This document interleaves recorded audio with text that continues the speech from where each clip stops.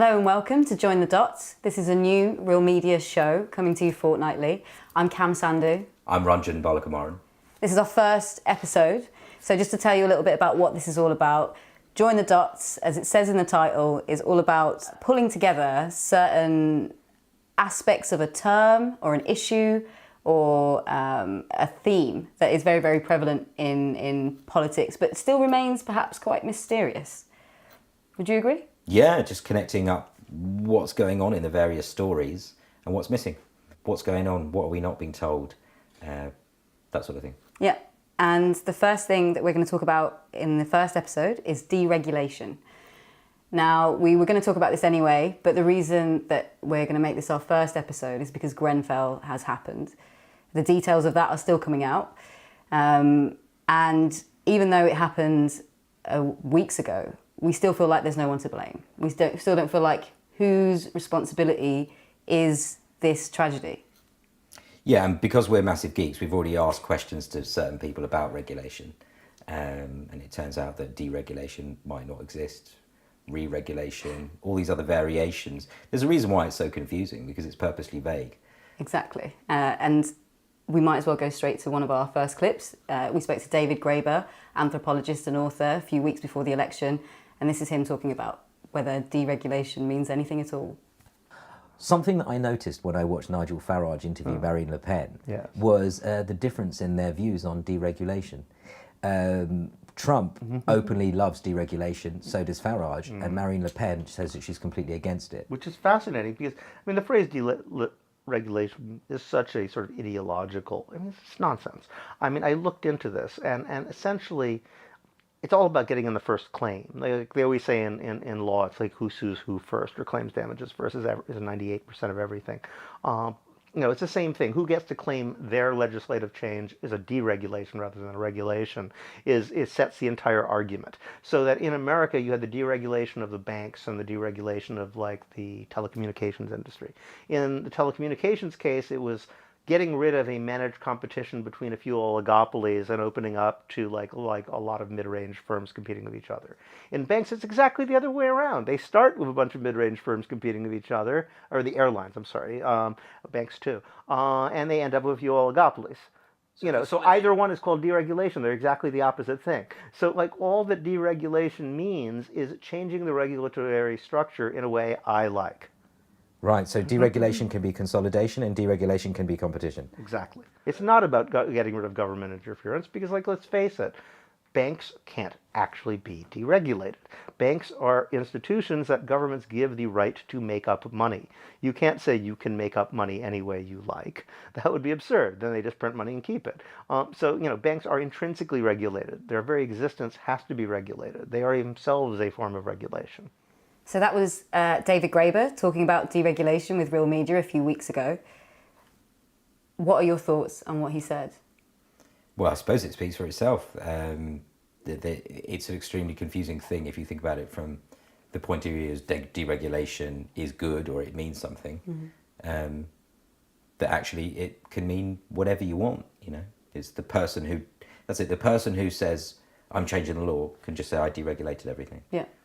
And one of the kind of common tropes is to back deregulation is to suggest that the state is interfering too much, right? The burdensome red tape, deregulation, we need it because the state is holding us back. It just needs to get out of the way. And this is, David Graeber is an anarchist, so he's not interested in state interference. But this is not about that. This is about how this term is weaponized for certain people to get what they want. Yeah, I think he's saying that the state isn't disappearing at all. The only thing that's happening is there's less people are officially responsible for stuff when it goes wrong. Which brings us back to Grenfell, which is the reason that we're talking about deregulation today.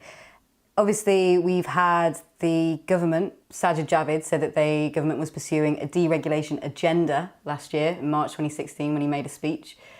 We heard lots of stuff about the burdensome red tape, which is now coming back to harm the Conservatives, perhaps.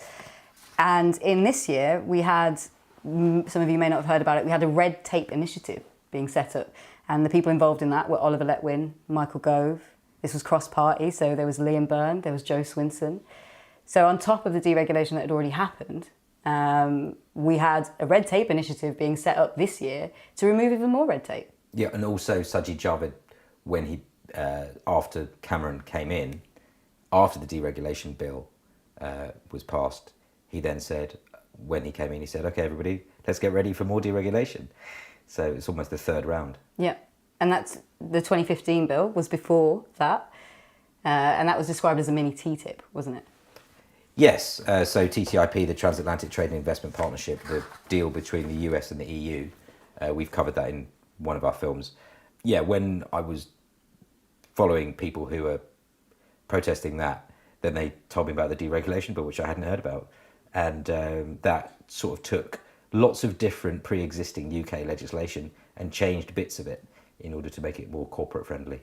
There was one very controversial, many, but there was one very specifically overarching controversial part in it, which was the growth clause, which I believe was clause 88, right, which said that regulatory bodies need to think about growth, about growth of the economy above other priorities. Else. Yeah. Regulators need to think about growth above anything else. Well, yeah, different people have said to me different things about whether it is above everything else, but they have to really take that into account. Interesting. We actually have a post that we found here from 2015 by Jen Person, who's talking about clause 88, the bingo clause. Yeah. And yeah, if I can just read the opening of this, because it's quite chilling when we first found it. So this is from clause 88, the bingo clause of the deregulation bill from February 2015. Lord Tunnicliffe asked in Parliament on November 20th, 2014, are these new clauses a licence for regulators to approve regulations that kill people to save money? Yeah, so that's part of the deregulation bill debate. It got passed in the end. You kicked up a bit of a fuss about it at the time though, didn't you? Yeah, well, other people told me about it and they were trying to do something about it. Jen Person was one of the people who was doing quite a lot about it. Yeah, I remember calling The Guardian and raising it amongst certain campaigning groups. Nobody thought it was very important, to be honest. Some people said that there was too many other things going on. The Guardian certainly did. Campaigning groups, it's just not very sexy, is it? Saying, oh, the deregulation bill. People didn't really... I think they were more interested in talking about the environment and these other things as if this had nothing to do with it. But, yeah. I mean, it's hard to explain, it's so dry, it's boring-eyed, isn't it? And Person describes it in that post actually as very bland, right? How do you get people to talk about deregulation? It's unfortunate that something like Grenfell has forced it onto the agenda. I would say it's forced regulation onto the agenda, and the absence of regulation. Has the word deregulation been used much? No, I'm not sure. Yeah. Well, we had John McDonnell saying recently that the people in Grenfell were murdered because of political decisions and political choices. We now have a clip coming from David White, corruption expert, who talks about deregulation as, in fact, re-regulation of ideas, of economic ideas under neoliberalism. When governments say we're deregulating because we're allowing you to buy toxic debts wherever you want or develop new derivative products that we're not going to impose rules on, of course that's deregulation of a particular segment of the market. But the market as a whole is regulated. It's regulated from root to branch. So all we're looking at is a different form of regulation, a regulation that gives governments, that gives corporations a free rein or allows them to make profits in a much quicker way. So governments always regulate markets, they always regulate economies and corporations, they just do it in particular ways. And sometimes it's better for us and sometimes it's much worse for us. And I think in the last 30 to 40 years, the process of re-regulation under neoliberal economic systems has made us much worse off. So that was David White, corruption expert, saying that deregulation or re-regulation under neoliberalism has left us worse off. In the case of banking, specifically, which is what he mentioned at the start there and what Graeber mentioned, I'd say that's pretty difficult to argue against, wouldn't you? Yeah, sure. Financial crisis caused by, again, people having their investments invested in things that they didn't understand. It's happened many times before, but it looks like they'd pioneered and innovated to the point where it happened again in an unprecedented scale. Mm-hmm. And speaking of which, we've got a extract here speaking specifically about deregulation or regulation, or whatever we understand that to be. This is from Ian Fraser's Shredded, Inside RBS, the Bank That Broke Britain, which is recommended reading on both the parts, yes. I would say. Brown congratulated himself for resisting pressure to toughen up the regulation of their activities, bankers' activities. Thanks to the bankers' brilliant ingenuity and remarkable achievements, he said, Britain was living in an era that history will record as the beginning of a new golden age. Economic Secretary to the Treasury, Ed Balls, was no less unctuous towards the banking fraternity. Speaking in 2006, Balls said it was essential that banks should make turbocharged profits, adding, "My starting point as a Treasury Minister is this. What more can I do, can we do together, to support and enhance the critical role that banking plays in our economy?" Even as late as May 2007, Balls was championing the rights of bankers to do as they choose and insisting that government's main role was to reduce regulatory interference, even though it was already clear to many others that the fraud-based global credit bubble had burst. Speaking to a committee of the House of Lords that month, Balls praised the FSA from the rooftops for its lightness of touch, saying it is very unusual to be a government minister who is able to say with credibility on a public platform that the UK system of regulation is a substantial competitive advantage to the British economy. But you can absolutely say that in the case of the financial services industry. He added that the FSA's approach, the FSA being the regulator by the way, gives the financial services sector the ability to innovate and to be flexible and is a big competitive strength for us, but we always need to be mindful of the need to reduce the burdens where we can. Wow. That's a very revealing extract, again from Ian Fraser's Shredded, describing really a moment where there was so much audacity about, with politicians able to say, yeah, deregulation is the thing. What we need to do is not interfere with banks, even when that picture was crumbling.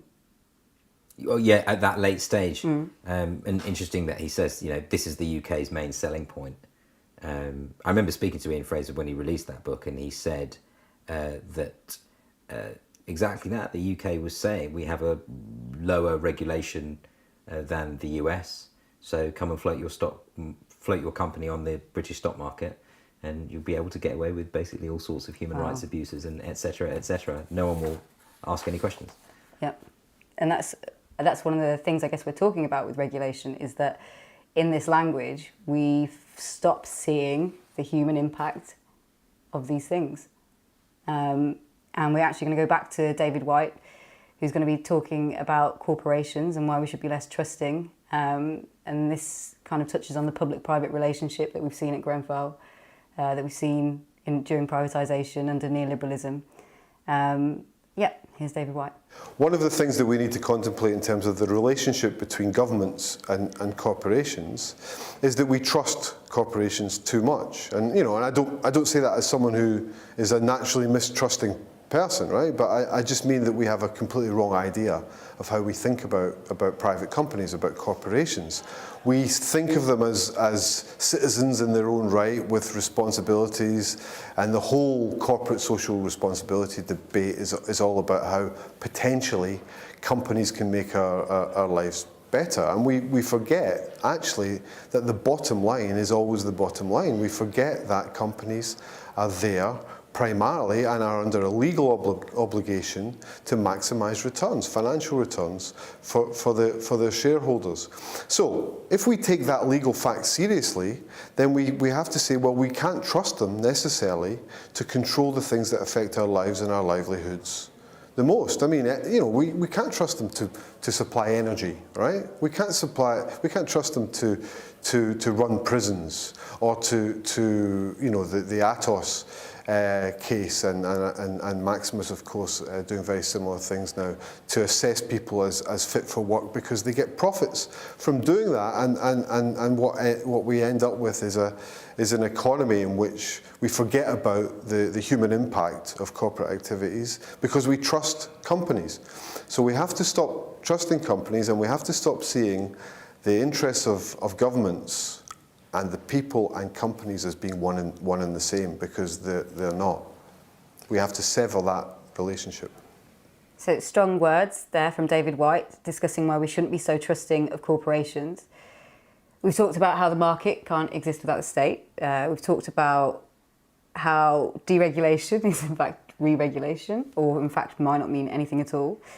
We've talked about how that term has been used to further the kind of neoliberal agenda and the economy.